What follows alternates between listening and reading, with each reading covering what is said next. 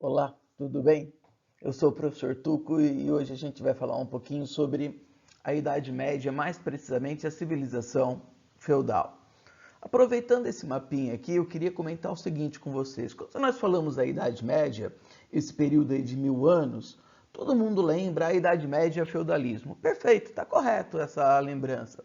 No entanto, quando a gente fala sobre a Idade Média e feudalismo, a gente está falando de algo que existiu na Europa e mais ainda, não foi em toda a Europa. Praticamente o apogeu dessa civilização feudal ocorreu na Europa Ocidental durante esse período. Mas mais do que isso, ao longo da bacia do Mediterrâneo, eu tenho a existência de três civilizações coexistindo nesse momento. Então, a gente pode falar aqui que eu tenho a civilização feudal, tá?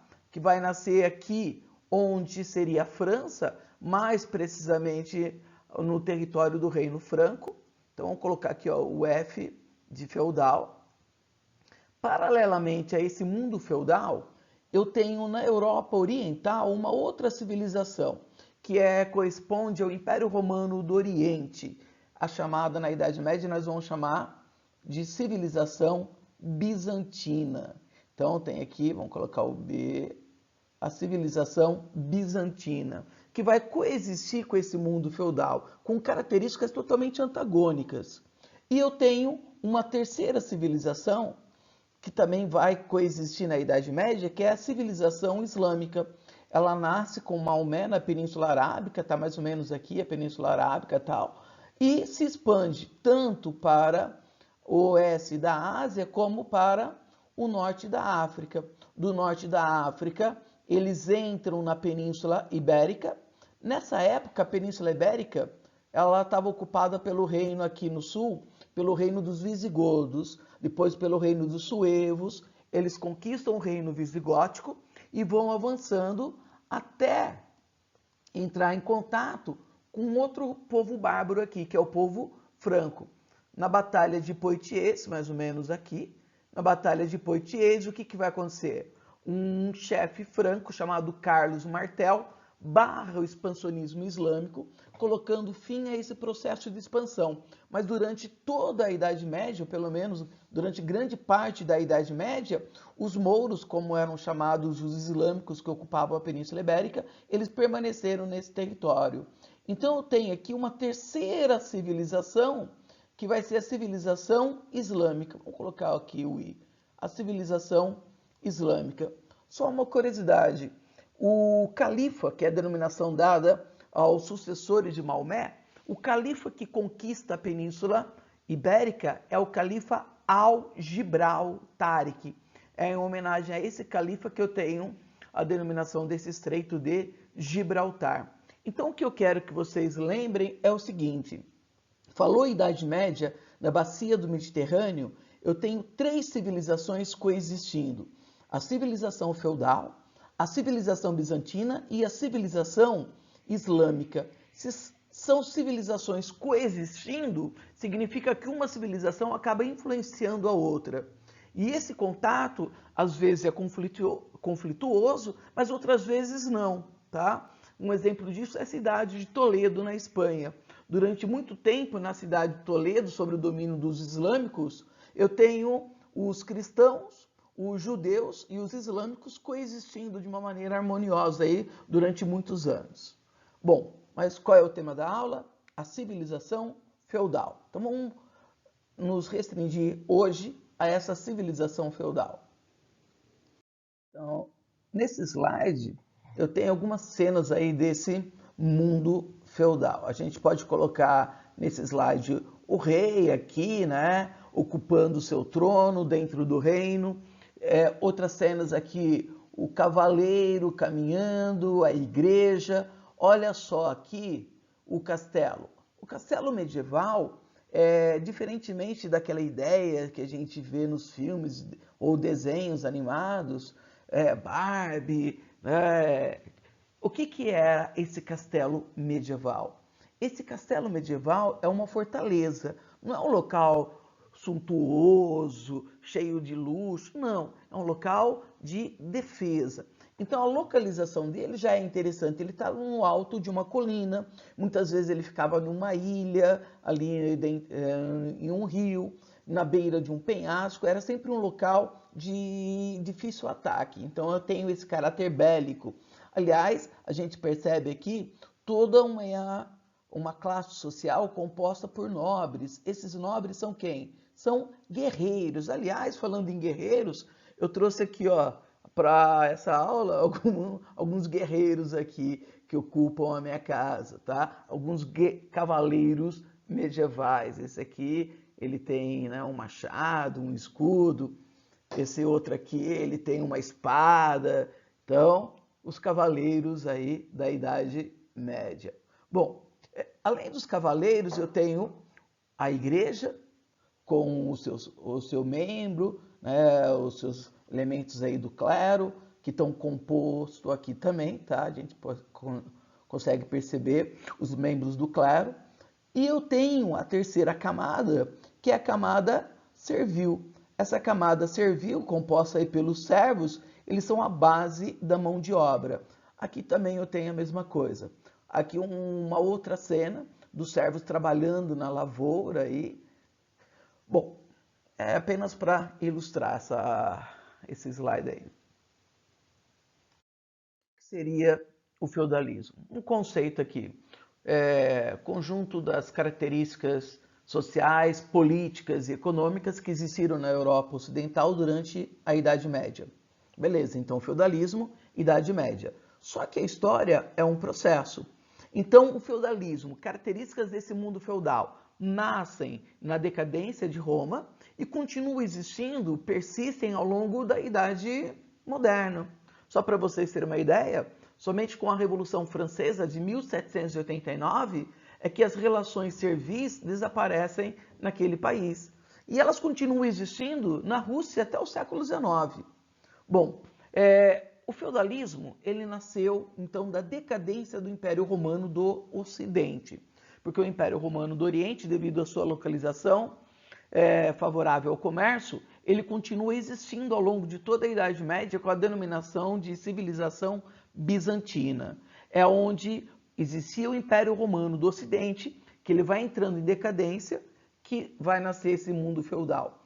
E eu posso dizer que o feudalismo ele tem então origem na decadência de Roma, e aí vamos comentar dois tópicos aqui, como origem na decadência de Roma. Eu tenho aqui o chamado colonato, tá? O que seria esse colonato?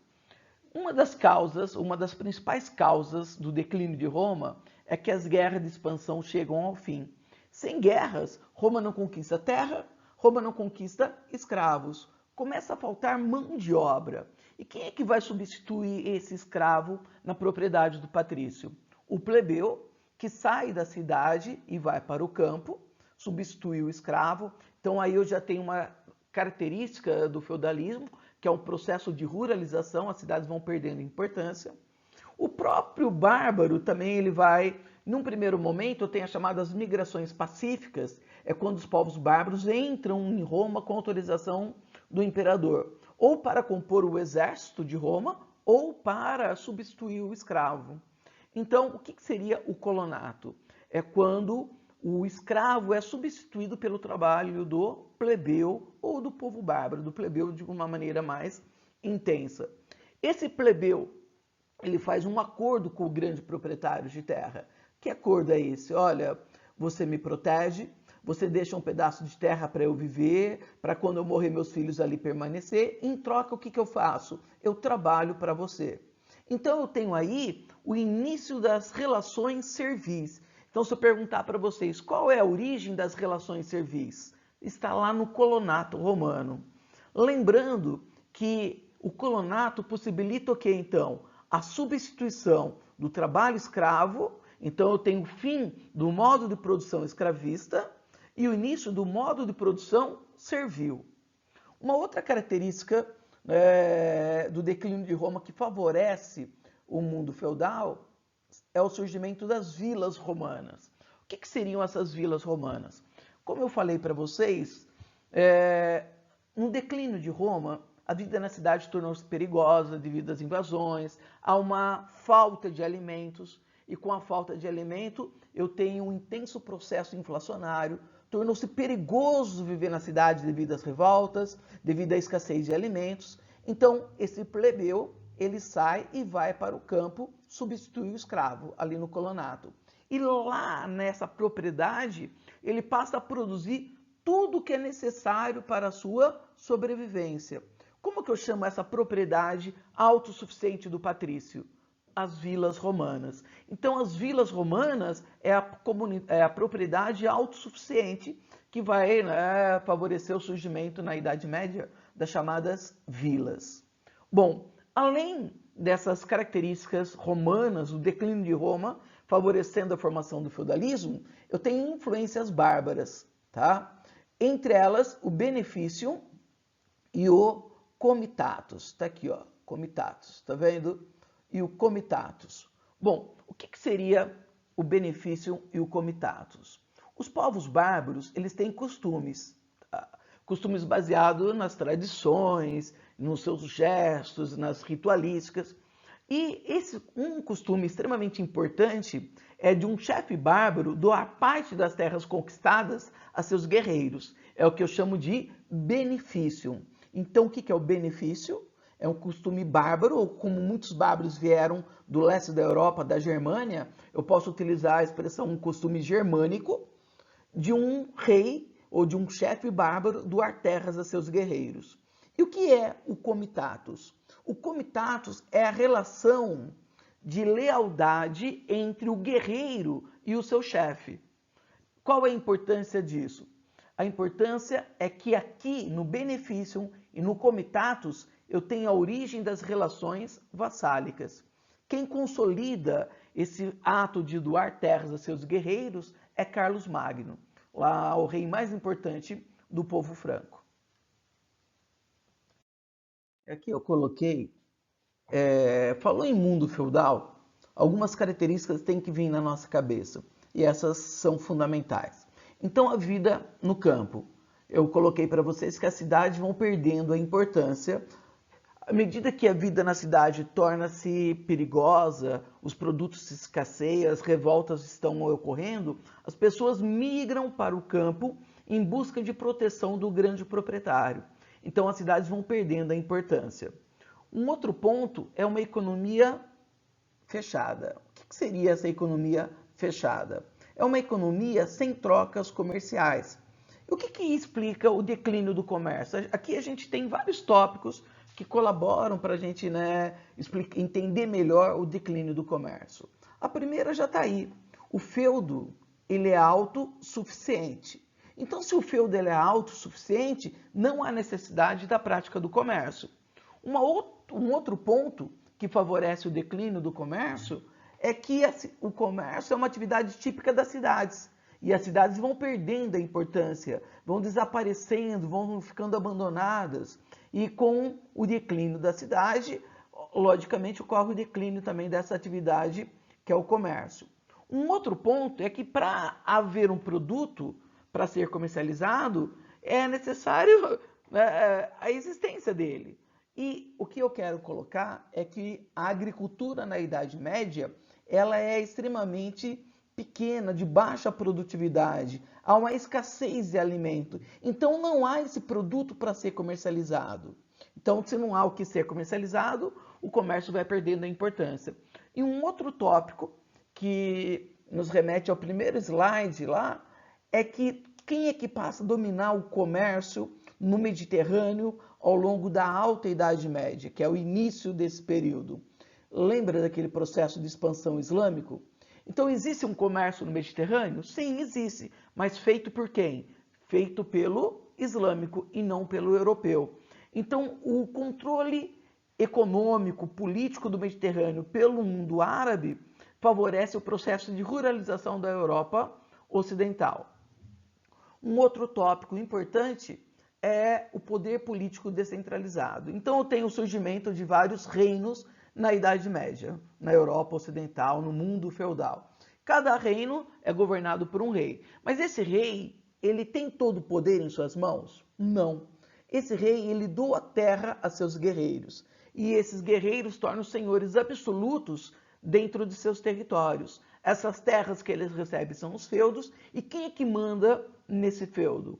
Cada senhor feudal. Então, não é que não exista um poder político. Existe, só que ele está fragmentado nas mãos dos senhores feudais. O rei exerce mais um papel simbólico do que um poder de fato. Um outro tópico é a sociedade estamental. Mas antes, só fazer uma perguntinha. Qual fato foi decisivo para essa fragmentação do poder político? O Tratado de Verdun, em 843, quando o filho de Carlos Magno, que é Luís o Piedoso, ele fragmenta o Império Franco nas mãos de seus 3 filhos. Então, esse fato, o Tratado de Verdun, consolida essa descentralização política. Então, sempre associem esse fato, esse Tratado de Verdun. Um outro tópico é essa sociedade estamental. Daqui a pouco a gente fala um pouquinho mais sobre ela, mas o que seria essa sociedade estamental? 2 coisas. 2 coisas. Achei. Quais seriam essas 2 coisas? Dividida em estamentos ou em classes e sem mobilidade. E o predomínio do pensamento, pode acreditar, embaixo aqui está, religioso. A igreja, ela passa a controlar o modo de pensar e agir desse homem medieval. Então, ao longo de toda a Idade Média, a igreja vai se tornando a instituição mais poderosa, controlando a vida dessas pessoas. A gente vai ter uma próxima aula só sobre a igreja na Idade Média, e a gente vai discutir bastante sobre ela. Para terminar essa primeira parte aí da civilização feudal, vamos falar um pouquinho sobre o feudo. O feudo, a denominação dada, é essa grande propriedade do senhor feudal. Geralmente esse feudo ele se divide em 3 partes. Aqui estão o manso senhorial, como a própria palavra já está dizendo, são as terras de uso exclusivo de quem? Do senhor feudal, onde que ele tem o seu castelo, onde ele vai plantar as coisas plantadas ali, os produtos cultivados nesse território, são de exclusividade do senhor feudal. Eu tenho um manso servil, onde quem é que vive nesse território? Como a própria palavra já está dizendo aqui também, os servos. Essas terras são dos servos? Não, tá? Essas terras não são dos servos, mas eles têm direito ali? Sim. O mundo feudal é um mundo de contratos. A única diferença é que os contratos eles não são escritos. Então, quais são os direitos que ele tem? Ele tem o direito de ser protegido, ele tem o direito de poder utilizar essa terra para a agricultura, criar os seus pequenos animais, seu filho ali permanecer quando ele morrer. Em troca desse direito, ele tem obrigações para com o senhor feudal. Ele vai trabalhar nas terras do senhor feudal, ele não pode deixar o feudo, então ele assume o compromisso. O servo, ele é uma pessoa livre? Não. Mas ele é escravo? Também não. Então qual que é a diferença entre o servo e o escravo, já que ambos não são livres? O escravo, ele é propriedade de seu senhor. Se algo é meu, o que eu posso fazer com isso? O que eu quiser. Vender, dar de presente, matar o escravo. Agora, o servo, ele não me pertence. Então, eu não tenho direito sobre a vida dele. Ele tem obrigações para comigo. E uma das obrigações é não deixar o feudo. Em contrapartida, eu também tenho obrigações para com ele. Eu não posso expulsá-lo das minhas terras. Então, é feito um contrato aí. A gente vai ver melhor isso quando analisarmos aí as relações servis. Um outro tópico. Existem pessoas, camponeses, servos que não estão atrelados à terra, que podem sair? Sim, eles recebem a denominação de vilões. Então, vilões são os camponeses que trabalham por jornada. Quando eu falo por jornada, por tempo, tá? Essas pessoas, elas fazem um determinado serviço e depois, se elas quiserem, ela pode sair e trabalhar em outro local. E eu tenho o manso comunal. São as terras de uso comum entre os servos e os nobres, os senhores feudais. Geralmente é uma floresta onde o servo vai levar o seu gado para pastar, ele pode recolher gravetos para fazer uma fogueira, se aquecer no inverno, cozinhar. E os nobres vão caçar. Aliás, um outro tópico interessante, a caça. A caça, ela tem toda uma simbologia, ela é a exclusividade da nobreza. E por quê? Por um motivo simbólico, a caça envolve o uso de armas, e quem usa armas é quem luta são os nobres. Só para vocês terem uma ideia, durante toda a Idade Média, aqui ó, deixa eu pegar, tá vendo? O carinha aqui ó, o meu guerreiro medieval, ele tem uma espada, tá? A espada, ela é exclusividade da nobreza, até na hora da morte. Se um camponês, ele é condenado à morte, ele é enforcado. Se um nobre é condenado à morte, a sua cabeça é separada do corpo por uma lâmina, né? Por um metal. Olha só a importância da simbologia. A Revolução Francesa, eu não tenho o aparecimento da guilhotina. A guilhotina, por mais absurdo que pareça, ela tem um lado humanitário, que é causar uma morte indolor, já que as pessoas que morriam lá na Bastilha, por exemplo, uma prisão, a morte vinha sempre seguida de muita dor, de muito sofrimento causado pelas torturas. Então, essa tentativa de criar uma morte indolor. E um outro tópico é que ela estabelece uma igualdade. Ou seja, o rei morreu com a lâmina da guilhotina e o camponês da mesma maneira. Então a guilhotina tem esse símbolo também da igualdade. Tá?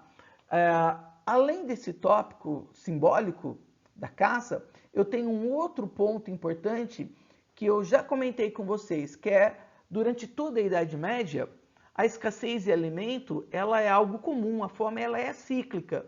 Então, em épocas de crise agrícola, os animais silvestres seriam uma reserva de alimento para a nobreza.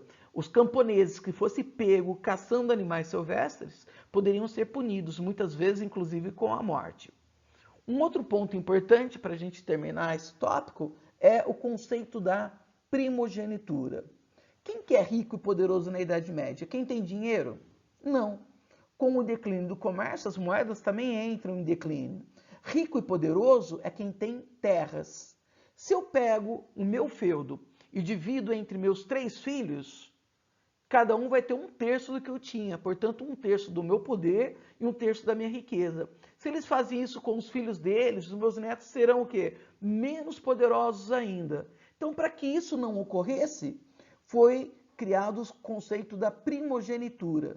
Quem é que vai herdar o feudo? O primeiro filho, homem. Tá? E o segundo, o terceiro? Eles têm 2 boas alternativas. Uma é tornar-se um cavaleiro. Tá? É tornar-se um cavaleiro. Esse cavaleiro, ele pode lutar para outros senhores feudais, para outros reis, e em forma de agradecimento desses reis, desses senhores feudais, eles podem receber um feudo, são as relações vassálicas de suzerania e vassalagem, ou eles podem participar de uma cruzada. A Guerra da Reconquista ela é uma cruzada, que é a luta para expulsar os mouros da Península Ibérica. A própria cruzada, convocada pelo Papa Urbano II no Concílio de Clermont, que é conquistar novamente a Terra Santa. E aí, ao conquistar terras, eles vão se tornando senhores feudais, já que eles não herdaram o feudo do teu pai por não ser o primogênito. Uma outra boa alternativa é entrar para o clero, mais precisamente para o alto clero. Então você entra já com o título de cardeal, de bispo ou até de papa, de abade, que é o chefe de um mosteiro. Quando você é investido com um chapéu de cardeal, o que você recebe? Ou com um chapéu de bispo ou de abade? Você recebe um pedaço de terra. Então o bispo ele recebe um bispado, que nada mais é do que um feudo. O abade, uma abadia, que nada mais é do que um feudo. Então o alto clero são os senhores feudais também.